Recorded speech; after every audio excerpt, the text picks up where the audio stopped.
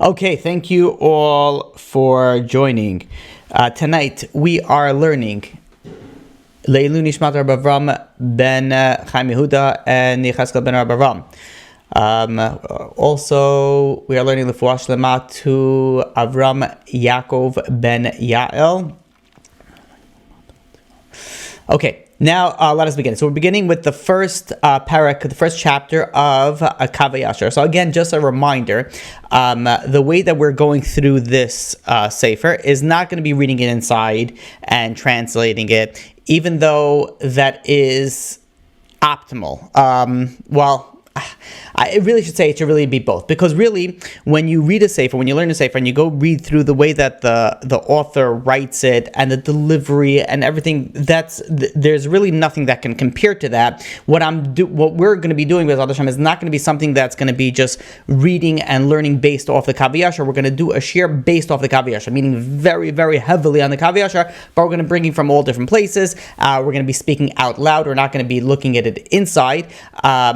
However, I do strongly recommend everybody to read the Kav Hayashar inside, because really, if I would have it my way, like if I would be able to do it the optimal way, what I feel optimal way would be to go through it, just translate it, and then go through it again with going through it outside. But the problem is that once you start speaking Hebrew, and once you start speaking, words that people don't understand, people tend to lose a little bit of focus. So for that reason, we are going to be doing it outside. So this is going to be something that you could just listen to driving or whatever it is that you're doing, and you don't need to look inside. But you cannot overlook the importance of going through it inside, and I can guarantee you, if you listen to this and you learn it inside, you'll see things in a completely different light. Really, what people should do is go through it inside, listen to the class, and then go through it inside again, because you'll see a lot of different things. Because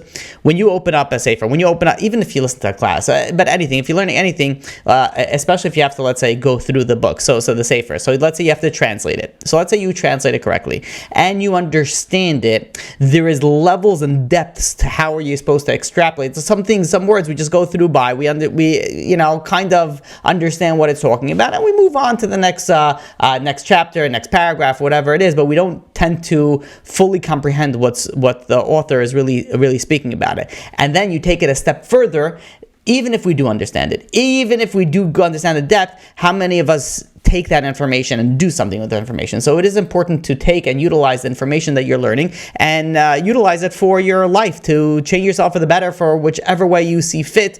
It could be for everything, it could even be for one thing. But that is an extremely important aspect, to always take and internalize things that you learn and change your life for the better. So the Kav Hayashar begins in the first parak, in the first chapter. He starts off with a pasuk in Mishlei. It's the third chapter in Mishlei, verse 19. It says, Hashem b'chachma yasad ha'aretz. HaKadosh Baruch Hu, God, in His wisdom, created the earth. This is the way that the Kav Hayashar begins. And now there's a Kav Naki, which is a parish, an explanation on the Kav Hayashar, that writes down that he found in one of the prints that Hashem b'chachma, the two words, Yud-Ke-Vav-Ke, which is 26, and b'chachma, you take those numerical value, the gematria, it equals 102 with the kollel. And that is, if anybody knows, Kav Hayashar, it has 102 chapters. Why 102 chapters? So we spoke about it, I don't know if it was last week or 2 weeks ago, where 102 is the same numerical value as the author, Rav Tzvi Hirsch. Tzvi is the numerical value of 102. And it's interesting, the Kav Naki brings down that everybody should write their name in a sefer. And he brings up another source for this, where the sefer Tana dvei eliyahu starts from the pasuk in Bereshis, in the third chapter, in the 21st pasuk. It says, Vayigaresh as Adam. And Tana dvei eliyahu starts with the word Vayigaresh, and you take the word Vayigaresh, you take the numerical value that equals tana dvei eliyahu. So similar, the Kav Hayashar begins Hashem b'chachma, numerical value of Kav, numerical value of his word, of his name, tzvi. So the Kav Hayashar begins speaking, the first parak speaks about wisdom. That's how it starts. Now, I would like for you guys, when you're listening to this class and you're going through it, you go through the Kav Hayashar. Is very interesting, because there is one chapter, and it looks like a bunch of things. It's like he speaks about a bunch of different topics, but really they're sometimes they're connected, very obviously, and sometimes it's all connected, because we'll go through a few different topics, but they really have a underlying connection. So he starts off with wisdom. The Kav Hayashar says that there is the importance, the purpose of wisdom, the purpose of understanding is to utilize that for something, meaning to take that and serve it as a foundation to build something more beneficial. For what? What are you building beneficial when you're using your wisdom? Of course, you have to use it for the benefit of your soul.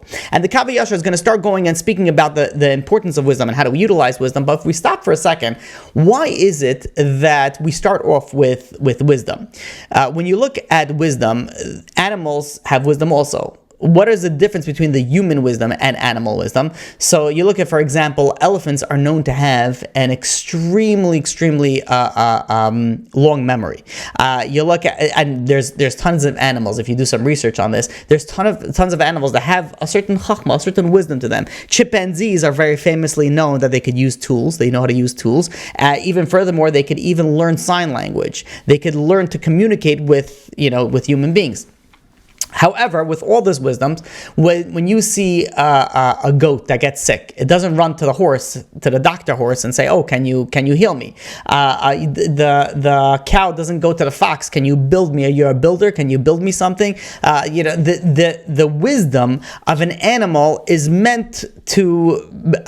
I would say 95%, an estimate that I just made up, 95% of the wisdom of animals is really meant for survival. It's not meant for anything else. It's not meant for a foundation to base something off. It's not meant to build anything off. It's meant for wisdom. Every animal, and that's why you don't see as the generations of the elephants go by, they're able to, they learn from their predecessors, they learn from their grandparents and the great-grandparents, and they have the same set of wisdoms, and that continues from, generation to generation.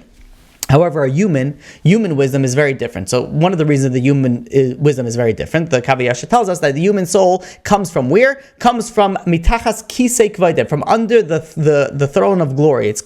Our soul comes from a higher place, a much higher place. There's a bunch of different aspects of the soul also from from an animalistic style soul. And the Kav Hayashar says that if you take your wisdom and you utilize it for the good, this is what the pasuk in Kollel tells us: Das hachachma techaya ba'aleh. The knowledge of wisdom gives the life to its owner, to its possessor. Now, the human body is comprised of a soul, which is spiritual, and a body that is physical.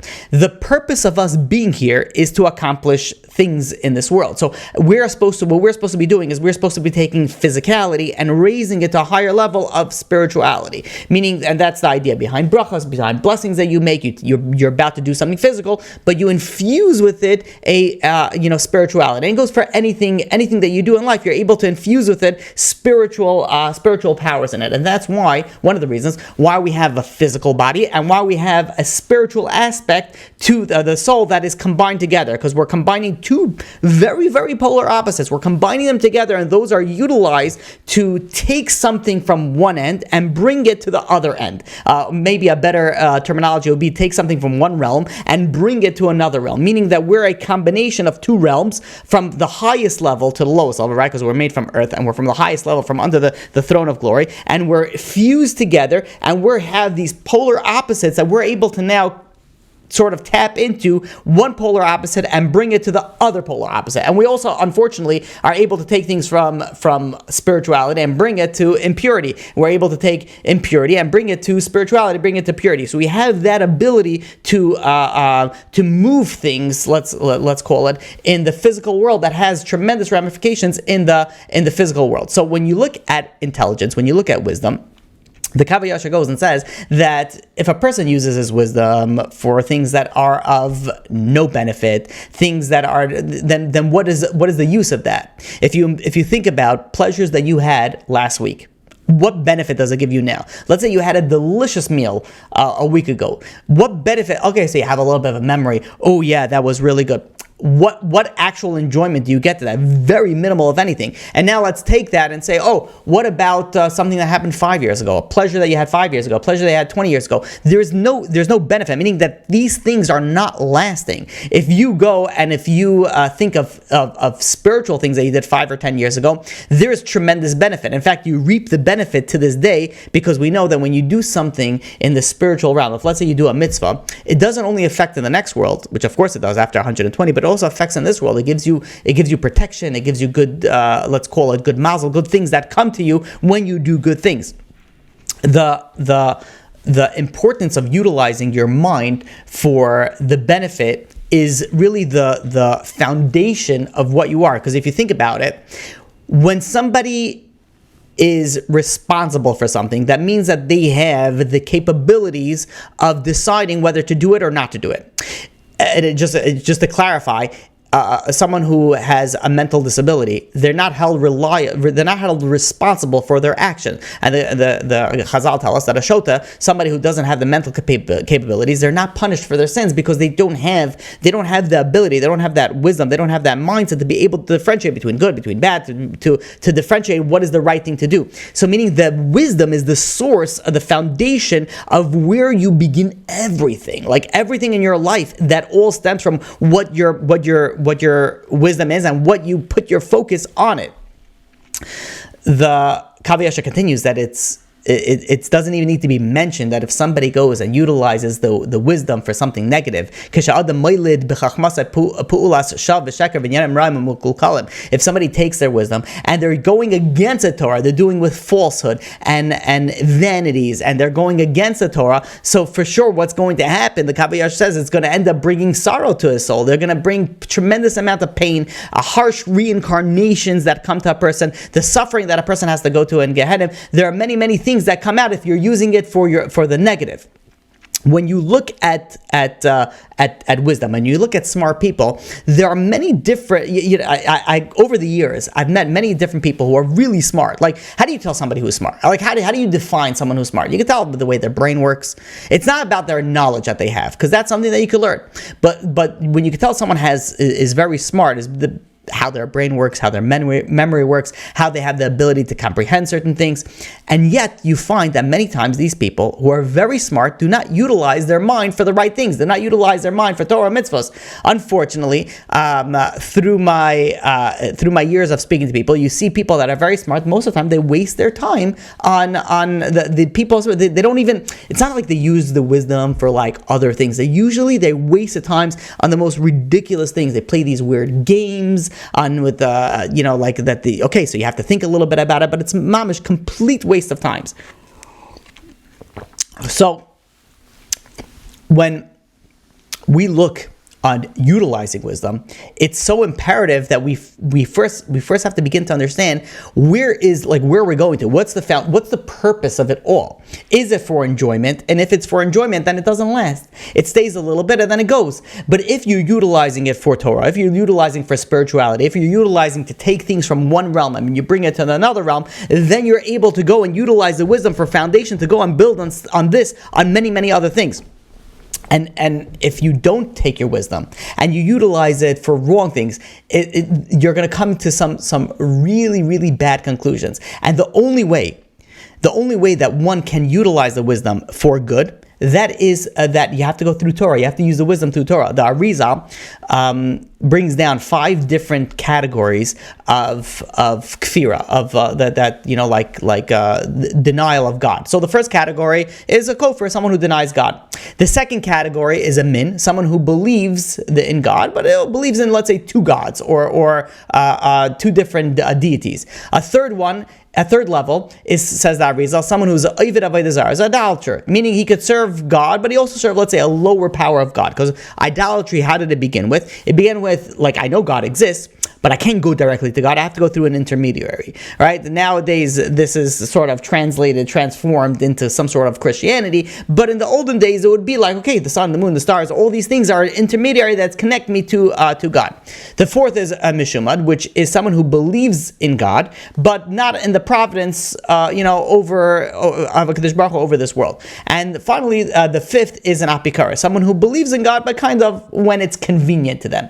So that Rizal has these basic 5 categories, and he has subdivisions in this. In the 7th subdivision, in the first category of kofar, he brings down on Aristotle's mistakes. So Aristotle was a very, very famous smart man, right? Where everybody could say he was a philosopher, very, very smart man. But there was a fatal error that Aristotle made. Aristotle, he believed in a creator, but he also believed that the world always existed. And he fell into the trap. What was the trap? Of utilizing his wisdom. How did he utilize his wisdom? He extrapolated the past from the present. Meaning that if time exists now, it must have always existed. So meaning that the world must have always existed. It must have not. There can be a creator because right now there is time, and he couldn't bring to the point where there was a place and a time when there was no time before the world was created. So the understanding of this, that without Torah, even if you have tremendous amount of wisdom, without Torah, you will come to very distorted facts. You could be very, very smart. You could deduce a lot of things. You could really come close to the truth. But you have to realize that you're limited. We are limited in the way that we are able to comprehend things. Our knowledge is limited. And you can see this in every aspect of your life. You don't have to go far out to look at philosophers and geniuses. Look at your aspects of your life. How many times couples get into huge fights over something, and then when things were clarified, they realize, oh wait, maybe I was wrong in getting into this fight. So where did that error go in? There is a deduction place that comes in, meaning that they deduce, okay, fine, that this is supposed to happen. My spouse did X, Y, and Z because of A, B, and C, and hence that's why I'm upset. But all of a sudden there's a sometimes they're accurate, but sometimes it was an error in their deduction. What was the error? It wasn't that they were not smart. It wasn't that they weren't able to comprehend certain things. They were missing something. They were limited in their knowledge, and when they got that extra piece of knowledge, all of a sudden things became clear, things became much more straightforward, and it was easier to understand.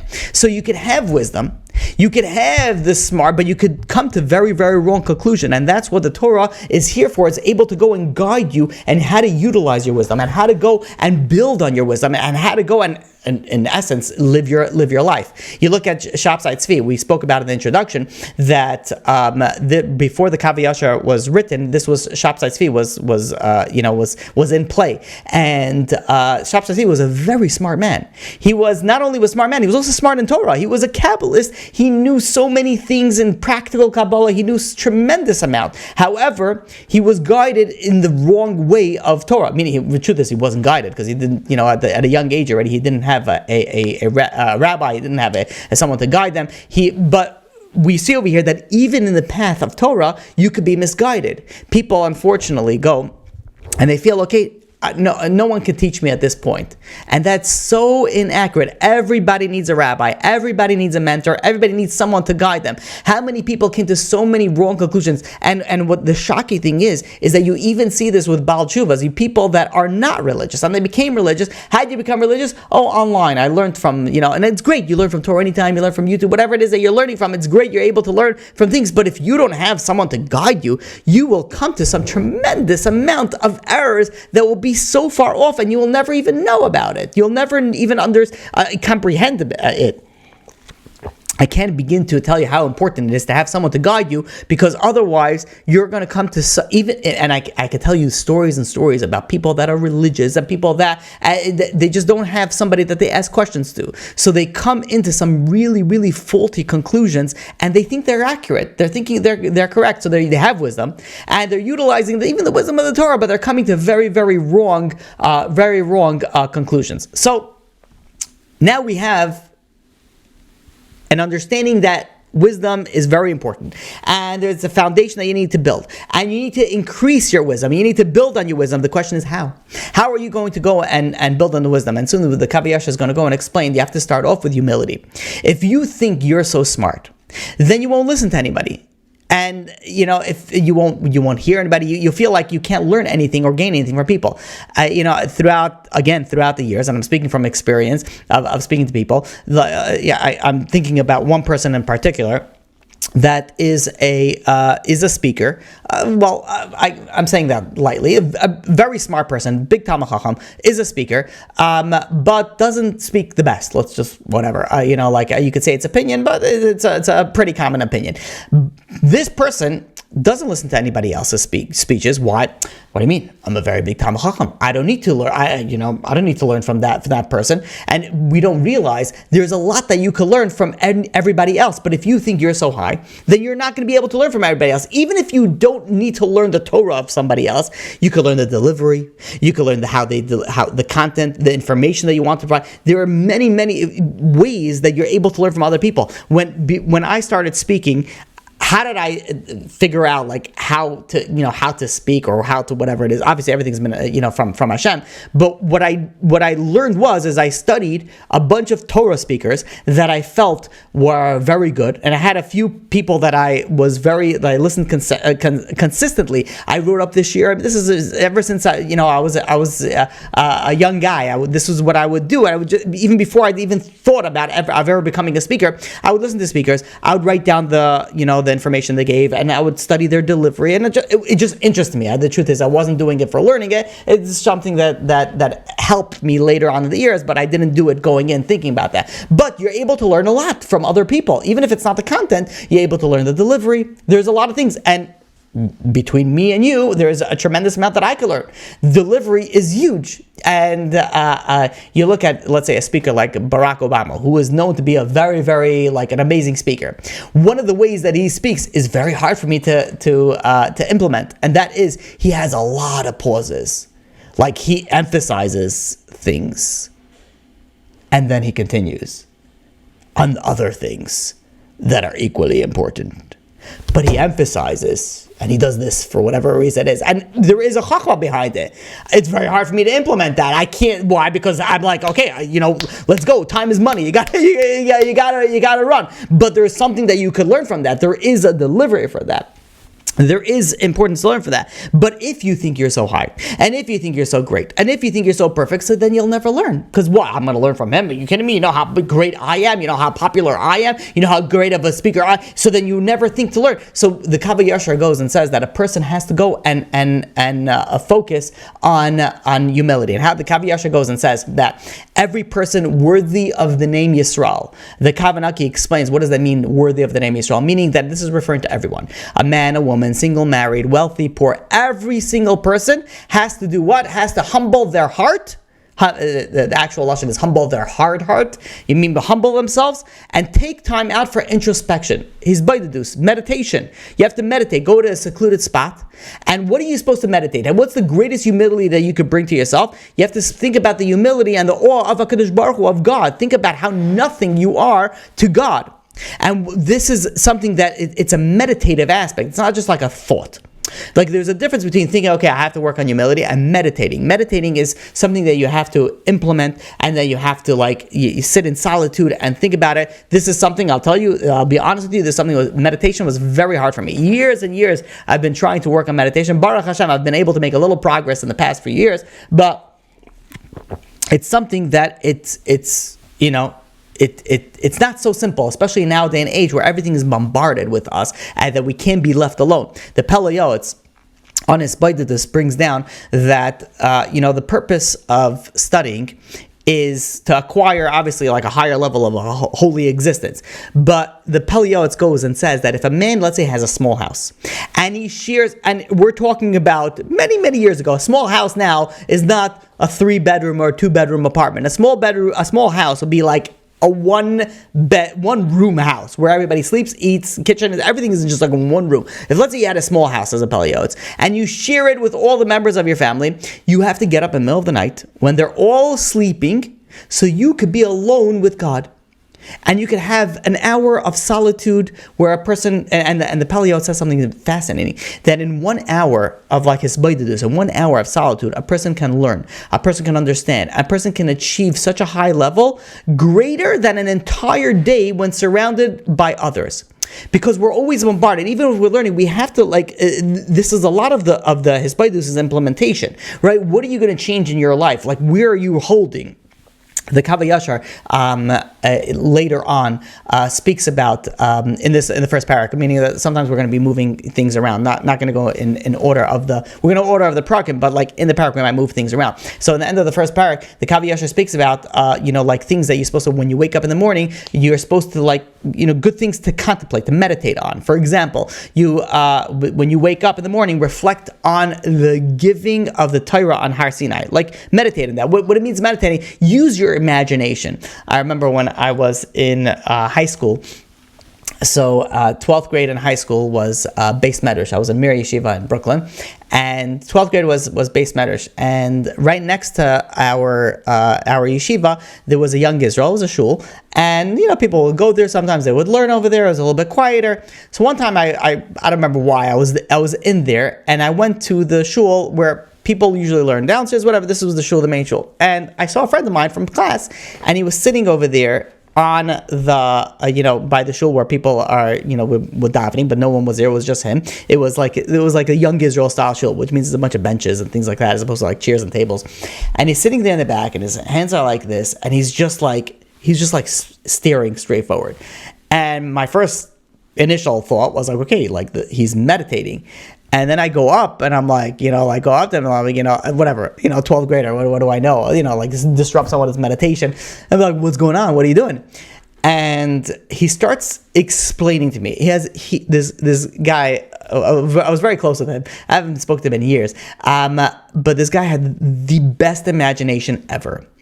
And you know what he was doing over there? He was sitting over there, and he started explaining to me in such vivid detail about a zombie apocalypse that is coming out from the Arna Kodesh, and he's explained to me how the zombies are coming out, and they're like climbing over. He was going into details on it, and this guy's his imagination was beyond. It was great. This type of imagination you could utilize for the Torah, meaning that imagine you wake up in the morning and you start utilizing your imagination. Think about Matan Torah. Do you know what that is? Do you understand? You had 3 million people around a mountain, and the Torah is coming down by God, and you think about how the Bnei Yisrael had to purify themselves before going into the mountain, and they came into the mountain with this awe, this fear, this trembling, this sweating that they came into it. And imagine this mountain is filled with smoke, and there's fire and HaKadosh Baruch Hu is coming down, and there's a bunch of angels, and there's the sounding of the shofar, and then there's Moshe Rabbeinu who's acting as an intermediary. Says the Kav Hayashar, this is what you're supposed to be doing. Think about this in the morning. Imagine, utilize your imagination, meditate on this aspect of it. The Kav Hayashar takes it to the next step. So this is what you meditate. When you meditate on humility, you meditate on the awe and the greatness of HaKadosh Baruch Hu and how low and little you are, you continue meditating, and you think about the days and the years that were gone. And the Kav Hayashar says it's as gone as if it was never there. This same guy that I was telling you, there's another story about him. One time I was walking into the Ezras Nashim, so the women's section in Mir Yeshiva, and I see him scribbling on a piece of paper, in really small letters. This is before phones were popular. This is way before smartphones, and I see him writing on a little paper. So I go over to him and I said, what are you doing? So he shows me this paper that's filled back to back. And he's like, I'm writing down every single movie I've ever seen in my life. And mind you, we were, I don't know, it was 17 at that time. And it was filled back to back. And I'm like, why are you doing that? And he's like, every movie is about 2 hours or whatever. He says, do you know how much time I wasted? And he writes down and he starts calculating how many weeks and weeks on end that was wasted on watching these these movies. These were all wasted. It says the Kav Hayashar, imagine all the years that gone by. What did we accomplish? We are where we are today, and we look back at our life. Especially when you think about the wisdom and how do you use it for the benefit and how you use it for the next. What are we going into the next world with? What are we bringing into the next world? There's going to be a day, says the Kav Hayashar, that judgment day will come. And we're going to have to bring a reckoning for every single word that we spoke, every single maisa, every single deed, every single thought. There is no overlooking a single detail. You think about this, oh my God, forget about it. You're not sleeping. You think about this stuff. Every person knows how they went against the Torah and how they went against HaKadosh Baruch Hu openly and privately in their young years and their older years. And when the day of judgment comes, we're going to have to give testimony. We're going to have to give a din v'cheshbon, and it's going to be, the judgment in the next world. You're gonna judge yourself. You're going to say exactly, like in this day and this time and this hour and this second, I was in this location and this is the thing that I did. Everything exactly. And the Kav Hayashar brings down from the Eichah to Rabbi Akiva. The Eichah to Rabbi Akiva brings down. It's interesting because I looked at one of the farshim. They said that they tried to find this in the Eichah Rabbi Akiva, and it must have been in a previous version because we don't have everything of it about it yet because they couldn't find it in it. But anyways, the Kav Hayashar does bring this down in the Eichah Rabbi Akiva, that there is an angel that stands in the first rakia. So remember, we spoke about there are 4 worlds. This is obviously when we're talking about rakia heavens, we're talking about our world, the world of Asiya, right? So there's Asiya, Yitzia, Bria, and Atzilus. So we're in the world of Asiya. There's heavens. In the first heaven, what happens is there's an angel. There's an angel there that examines a person's deeds, and this angel goes and tells it over to another angel. The second angel then goes, what's the reason behind this is beyond my pay grade. I give you the information as is, but this angel makes a declaration. It speaks about, and when this declaration is made about a person's sins, the angels that wanted to sing Shira, that wanted to sing songs of praise to HaKadosh Baruch Hu, wherever that sin was just mentioned, was just declared, they can't sing Shira in that area anymore. It has to be purified. Again, how do you purify it? Through fire, and whatever. The next world, it says for a different, maybe we'll go more in depth in a different class in the Kav Hayashar, but it has to go through purification. But these angels, I wanted to sing Shira, they have to distance themselves from that spot until it gets purified. Now says the Kav Hayashar, and then this says quotes from the Eichah to Rabbi Akiva, that if the angels have to distance themselves from the place where just the sin was declared, meaning it wasn't committed, how much more so the actual place where the sin was committed, and how much even more so was the person who committed the sin themselves. How much more it has to go, and people have to understand how much of an effect it has. The Ben Ish Chai brings down a mashal, a parable, where there was an architect, and this architect received a blueprint of a magnificent palace, and he goes over to his apprentice and he tells his apprentice, I want you to please make a copy of this blueprint.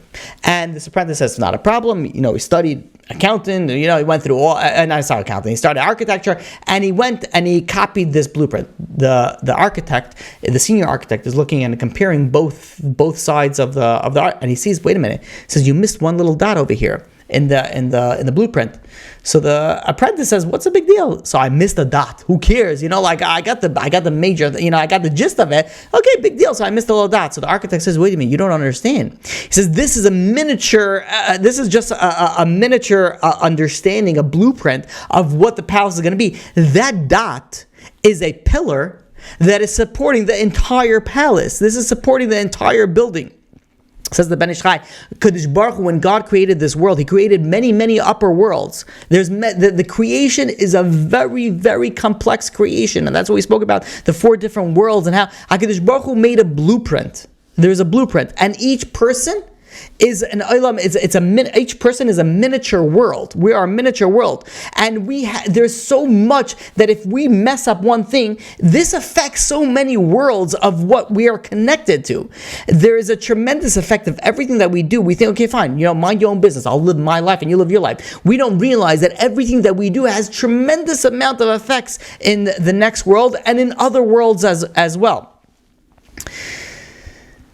So this says the Kav Hayashar, how careful and how much you have to think about what effect that you have.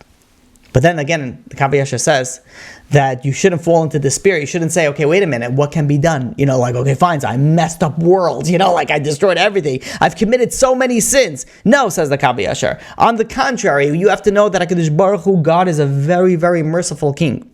He's very merciful. He's out. He wants to receive people that are coming back. And if a person spends time and then reflects and does the tshuva, Kadosh Baruch Hu will surely come and help him. And that's why the Gemara in Shabbos tells us, "V'haba l'tayr misayin lo." If someone comes to purify himself, if somebody wants to come and wants to be a better Jew, wants to be a better husband, wants to be a better wife, wants to be a better whatever it is, they want to be better. If you have that desire and you put yourself to do some sort of work for that, HaKadosh Baruch Hu, God will come and help you, meaning that you will get help. All you need to do is just start. And this is such a wonderful idea. It's so amazing that, you think about, let's say somebody wants to become an entrepreneur and wants to start a business.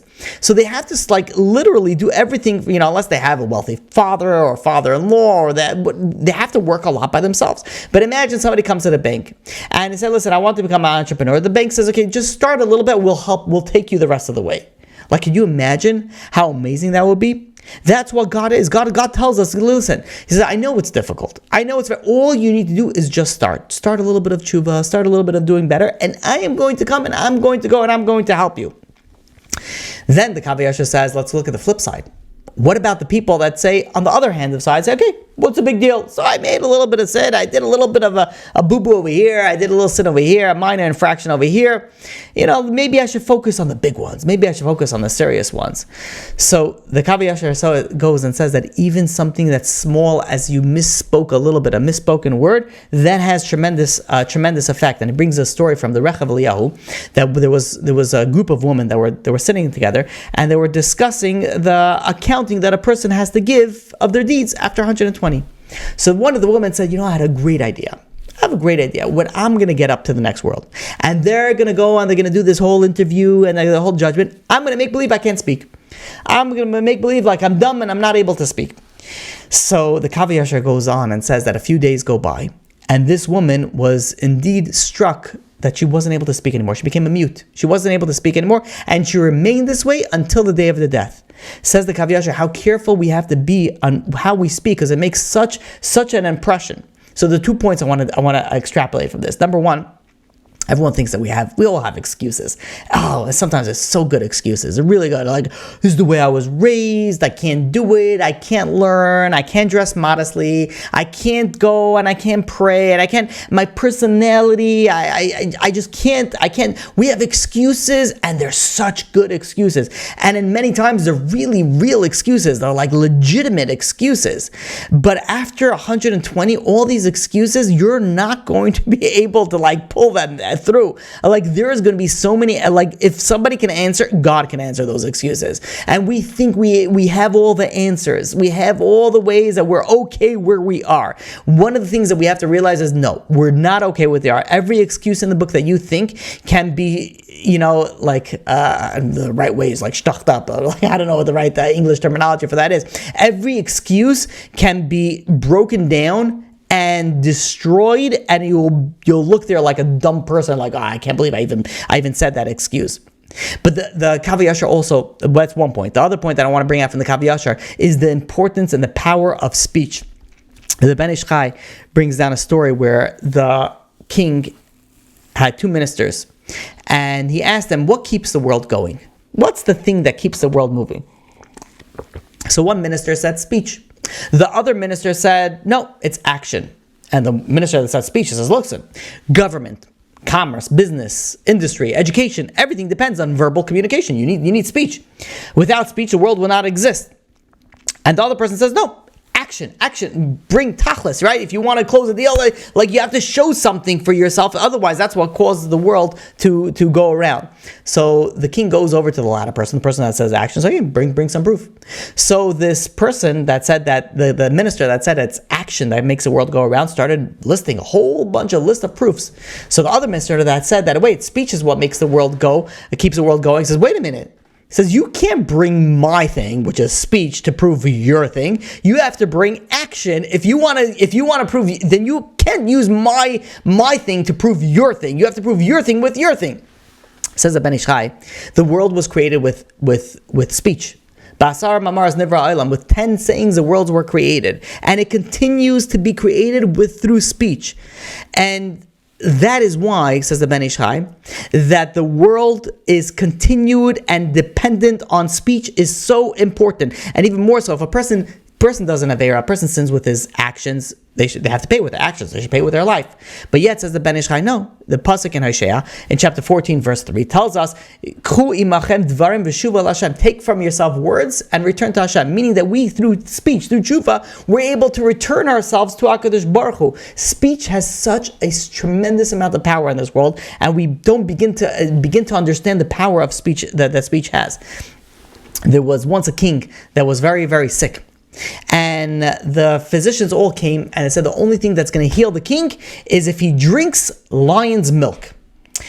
So they put out a request. Anybody who is able to get lion's milk will be greatly rewarded because this is what the king needs. So there was one hunter that said, you know what, he's going to risk everything. He's going to risk his life. He's going to risk his limbs. He's going to risk everything just to be able to go get lion's milk. Obviously, getting lion's milk is no easy task. So this guy goes, risks everything, and gets lion's milk. As he's walking to the palace, the limbs inside of him is starting to say, oh, you know what? He says, look how powerful I am, because the legs are saying, oh, I'm so strong, and the arms saying, no, I'm so strong, I was able to hold a bow and an arrow, and the legs, I was able to take it, I'm the one that's going to be able to save the king. And meanwhile, the tongue goes and says, I am stronger than all of you, I'm more powerful than all of you. They were like, what are you talking about? They were like, you had nothing to do with this, you were silent the entire time, you had no say in this whatsoever. So the tongue says, okay, let's see. The king gets in front of the king, and the hunter gets in front of the king, and the hunter is about to say, oh, I have over here lion's milk for the king. But the tongue, that's what the hunter wanted to say, but the tongue switched it. And says, I have over here for the king dog's milk. And the king hears that. He says, you came all the way over here to tell me that? He says, well, the chutzpah that you have, I don't need dog's milk, I need lion's milk. Throw him into the prison, and he's going to be executed. And meanwhile, all the limbs are like, what's going on? Like, what are you doing to us? And he's like, don't worry about it. I'm just showing you my power. I'm showing you what I have. And then he's sitting in prison over there, and he says, watch this. And he goes over to the limbs, he tells the prisoner, he says, look, take a look at this. He goes over to the prisoner, he says, I'm sorry, I misspoke. He says, I really don't have dog's milk. Why would I bring dog's milk to the king? I have lion's milk. You don't believe me? Give it to the king and you'll see that he'll be healed. And they brought it to the king. The king listened to what he was saying and said, I'm sorry, I misspoke. I really meant, I don't know what I was talking about. I really meant lion's milk. They gave the king the milk, and the king was healed. And this is the tongue going and says, you see, I am more powerful than all of you. And this is what the pasuk in Mishlei tells us in chapter 18, verse 21. Mavis v'chayim biyad l'lashon. Life and death is in the hand of the tongue. There's so many things that you could get in life if you know how to talk, and there's so many things that you could lose in life if you're not careful on how you talk. Rabbi Gamliel once instructed his servant Tabi to go and get something good from the market. Very, very vague instruction. Go get me something good from the market. So the servant went out, brought him a tongue, the master of tongue, Rabbi Gamliel. And then Rabbi Gamliel goes over to the servant and says, do me a favor, go get me something bad from the market. And he goes and he brings him another tongue. And Rabbi Gamliel says, what's going on? I told you something good, you bring me a tongue. I told you something bad, you bring me a tongue also. So the servant said, if the tongue is good, there's nothing better. But if the tongue is bad, there's nothing worse. And it's not talking about flavor of the tongue. It's talking about utilizing your mouth, utilizing your words. If you're able to utilize your words for the good, there's nothing better than that. If you utilize your words for the bad, there's nothing worse than that. And people are not aware, says the Ben Ish Chai. People are not aware on the sin, for example, of Lashon Hara. They think, what did I do? I just spoke. I didn't kill. I didn't steal. I just said a few words. It's harmless. It's just talk. But people don't realize that such people that speak Lashon Hara, they lose reward for the mitzvos of speech. What is mitzvos of speech? Torah study, prayer, they lose it. Why? For if you say speech, what's the big deal? It's just speech. It doesn't count anything. So Hashem says, why will I reward you for speech? Torah is speech, prayer is speech. Why should I reward you for it? And that's why the Chavos Halavos brings down that if Shimon, let's say, if Reuven speaks Lashon Hara against Shimon, Shimon's sins are transferred to Reuven, and Reuven's mitzvos are transferred to Shimon. Why? Because if a speaker of Lashon Hara shows that he does not value speech, so his mitzvos of speech are taken away from him, and they're given to the other guy. And that's why it says the Ben Ish Chai, you take it a step further, when we're not able to do something, If, let's say, we're not able to bring karbanos, so if you learn about karbanos, it's as if you did it, meaning this is the power of speech, that if you're not able to do something, if you learn the things about it, if you speak about it, that's what we pray on, we say it every day, the karbanos, if you say it, it's as if you did it. But if you don't believe speech is powerful, if you're saying, I'm just talking, what's the big deal? So HaKadosh Baruch Hu says, oh yeah, measure for measure. If you think speech is not a big deal, then I'm going to take away all the power of speech has. And we know the tremendous power of that speech has. So this is what the Kav Hayashar was saying. Kav Hayashar was saying, you look at this woman. This woman was saying, I have all the best excuses. I'm going to give an excuse now. And she gave an excuse, a story that she's going to make herself look dumb, look like she's a mute. And guess what happened? The speech is so powerful that it made her that. That's why we have to be very careful how we speak. You don't speak about certain illnesses that you should get on yourself. You don't speak about certain things because these have a tremendous, speech has a tremendous amount of power. And if, God forbid, you did speak about it, take it back instantly, because you have to realize and you have to understand the power of what your mouth holds. Says the Kav Hayashar. The Kav Hayashar continues that a person shouldn't go and shouldn't tell themselves, okay, I'm enjoying life. What's the big deal? Okay, so maybe I didn't use my wisdom for the right. Maybe I didn't use my speech for the right. But come on, I got wealth. I got health. I got all good. Why should I be afraid? Says the Kav Hayashar, brings a pasuk from Galus, chapter 5, verse 12, that HaKadosh Baruch Hu is Eichah Shemer leBaalav l'Ra'isav. HaKadosh Baruch Hu goes and takes the wealth. The Eisher, he holds it for the owner, for the owners, for its harm. Meaning that HaKadosh Baruch Hu waits, says the Kav Hayashar, until the measure of sin is filled, and then HaKadosh Baruch Hu pours out the wrath, and this guy is going to be fall on with enemies and afflictions, and there's going to be tremendous amount of suffering. If a person thinks, okay, what's the big deal? I'm living life. I'm doing things that I want to do, and nothing's happening. Everything is good. I'm not getting shocked by lightning every time I do a sin. Everything is good. Kav Hayashar says, don't fool yourself. HaKadosh Baruch Hu is just merciful, and He's waiting. But if you keep on going down this path, there's going to come a time where the cup is going to overflow and the wrath of punishment is going to start coming down. And again, this punishment is not going to be like, oh, I can't believe you. No. This punishment is just like HaKadosh Baruch Hu is going to say, listen, I don't want to punish you. I want you to come back. I want you to do tshuva. I want you to repent. But if you're not going to listen, then this is the only other way. So we have to realize that even if life is going good, you shouldn't go and wait for the wake-up call. Do the wake-up call before the wake-up call comes. Then the Kav Hayashar says, takes it to the final point, where the final point, I'm going to go through it fairly quickly because of the hour and because of this tremendous amount of time that's needed for it, and it's very Kabbalistic, so just bear with me in this. But the Kav Hayashar says we don't even begin to imagine what is really in front of us. If a person knew how many demons are just on a half a cup of blood in a person's heart, they wouldn't do anything other than dedicate their entire body and soul for HaKadosh Baruch Hu. We don't realize there is so much that goes on in the other world. And the Gemara and the Brachas brings down different things that you're able to do to see what goes on. But people did it and went, went crazy. So you're not supposed to do it, but there are so many spiritual things that are flying all around us. There are demons and angels and mazikim. There's so many things that are just flying all around us. And these are influences from the sitra achra, from the side of evil. And they're accusing angels, and they're things that a person has to be very, very careful. And the Kav Hayashar goes and brings down, on this topic, the importance of a mezuzah. The Zohar teaches that on the left of the doorway is where the side of the sitra achra, the side of evil, that's where it crouches. Lapesach CHatos Roveitz. To the opening, the sin crouches. The Satan is there. It's over there. The Mezuzah on the right hand is a reminder of the Shechina, and that's why it's put on the right. Why on the right? As a pasuk in Kollel, chapter 10, verse 2 tells us, "Leiv chacham liyaminoi." Also wisdom. A smart man, his heart is to the right. He's focusing to the right. He's focusing on the mezuzah. He's focusing on the spirituality.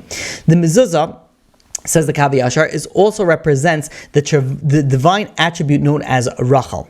Now, let's just try to explain this. The name Shaddai, Shin Daled Yud, is inscribed on the mezuzah. And if not for this, as the Kav Hayashar, a Jew would leave the house, they would be bombarded by this sitra achra, by the evil inclination, by the other side of impurity. And if you take the word Lapesach CHatos Roveitz, the what we just mentioned, and you take the first letters, this is where the evil inclination is lurking on the other side of the Mezuzah. You take the first letters of Lapesach CHatos Roveitz is Lamed, Ches, and Reish. And it says the Kav Hayashar backwards, this spells Rochel. This is the divine attribute known as Rochel, that's the name Shaddai, that with the name Shaddai is there to help to subdue the evil inclination.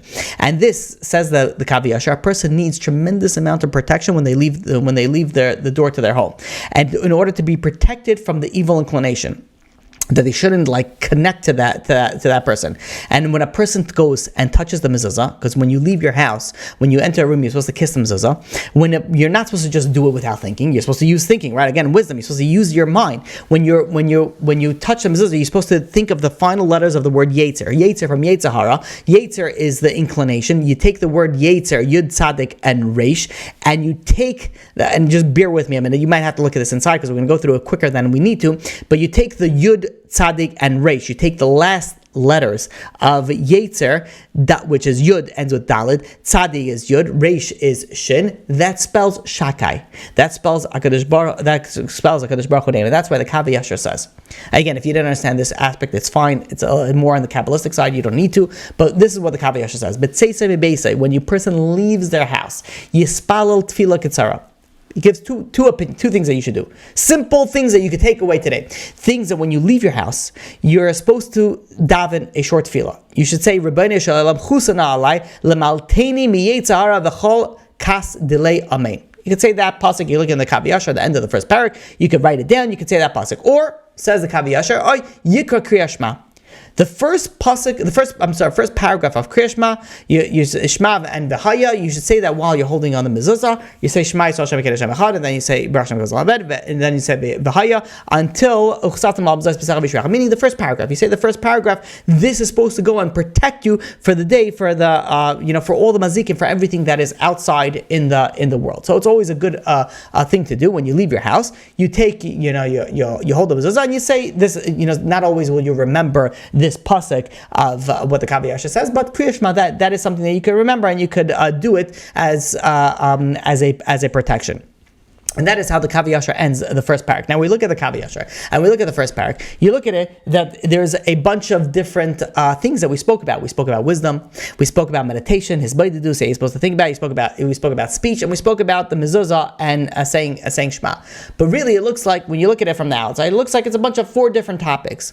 But really, they're all connected. I would like to present that they're all really connected. Why? Because when a person uses their wisdom, how are you going to go to use your wisdom? You have to go through that through the meditation. How are you going to go and you meditate of your humility and how you're nothing to HaKadosh Baruch Hu. So you're utilizing your wisdom, and you're utilizing it, and you're growing on it through the meditation. Once you go and you have that sort of wisdom, you go and you go to the next step. What's the next step? People speak. People speak, unfortunately, very, very common. They speak without thinking. A very, very common thing. It's called word vomit. Right? They talk without even speaking. I suffered from it also. But it's something that we have to think before we speak. So the Kav Hayashar goes and says, use your wisdom, think about it, use your mind, because we're not animals, we're human beings. We're created from under the kisei hakavod, under the throne of glory. We are supposed to think before we speak.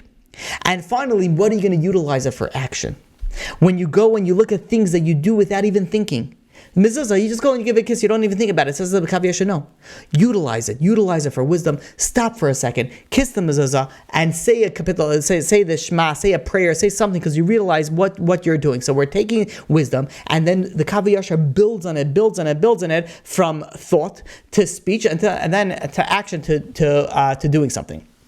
So that concludes the first parak of the Kav Hayashar. Again, I would strongly recommend everybody to go and to look at it inside. We'll look up for any questions. Actually, we'll first say the Tehillim that we say for Klal Yisrael, for Eretz Yisrael, during this time of need, and then we'll open up to any questions. As usual, we say Kapitel Kuf Lamed, chapter 130, which everybody should say it along. Shir Malais Mima Makim Krasicha Adonai Adonai Shema Bekoili Tiena Aznecha Kashu Vais the Kol Tachanunai Im Avainis Tish Maria Adonai Mi Yamoid Ki Im Chas Licha Leman Tivarei Kivisi adonai kiv, so nafshi v'lidvarai haichalti, nafshi la'adonai mishamim la'baiker, shaymim la'baiker, yachal Yisrael al adonai, ki im adonai achesed v'arbei maifadus, v'hu yiftas Yisrael mikol la'avonesav, achenu kol beis Yisrael, hanasunim batzara v'ashivya, ha'imdim ben bayam uvein bayabasha, ha'makim yirachem alem, v'yatziem mitzara l'revachal, ma'afela le'ara, m'shibad le'gula, hashta ba'agala bizman kariv v'neimar amen. Okay, we'll open up the questions and then we'll close it off. Okay. Yes. Okay. I'm assuming the first was a comment on kfira, heresy. That's good. Thank you for that. That's the right translation. Okay. Next is nothing to be learned from Obama, the ex-president, the great divider, the Israel, the Jew hater. You speak beautifully. There's nothing anyone can teach, which is true. He's an evil, disgusting person. I agree with you 100%. But you could always learn something from anybody. I'm not saying that you should study people that are evil, but you could really learn things from. You could learn things from animals. You learn things from trees. The joy of being alive is that you're able to go and just gain wisdom from everything around you. And the more that you just use your mind, you'll be able to gain from everything, even from bad people. I'm not saying that you should study bad people. Obviously, you're right, and you should not. Next question is, can I say a small prayer before leaving my house and my owrd? Absolutely. Hold on to the Mezuzah and say your own prayer. So when I was little, my mother used to make me say a prayer. It was in Yiddish, but she used to make me say a prayer when I was holding on the Mezuzah before I went to school. I really stopped. I really should continue it. But in any case, yeah, say it in your own prayer. Absolutely. Okay, looks like that is all the questions. Thank you all for. Oh wait, no, wait. Can I? Yeah. Rabbi? Yes. Sorry, you spoke. People can get off if they don't want to listen to my nonsense. I want to talk to you about when you spoke about the lashon hara, Shimon. This one with the midah connected midah. Someone said something negative, so they lose their mitzvah. The point is it true what Rabbi Menashe talks about, that learning the laws of lashon hara, Chafetz Chaim, the daily companion, is a very good the gula, or it's. What do you think of learning the laws of lashon hara? It's I can't recommend it high enough. Rabbi Menashe talks about it. Yeah, it is tremendous. People see tremendous amount. Yeah, people see tremendous amount of Yeshuas from it. Tremendous amount of thing for that. Definitely learn Hilchos Lashon Hara, and it 2 minutes a day. And I'm sure there are chats out there that they just right. That yeah. Everything. I'm on everything. Great. As long as you utilize it, that's great. Yeah, absolutely, 100%.